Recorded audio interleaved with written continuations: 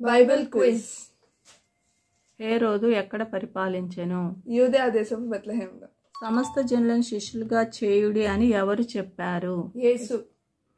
అపవిత్రాత్మలను వెళ్ళగొట్టుటకు యేసుక్రీస్తు ఎంతమంది శిష్యులకు అధికారం ఇచ్చెను? 12 మంది శిష్యులకు. సో ఇలాంటి క్విజ్లో మీరు కూడా పార్టిసిపేట్ చేయాలనుకుంటే క్విజాయిస్కి రిజిస్టర్ అవ్వండి.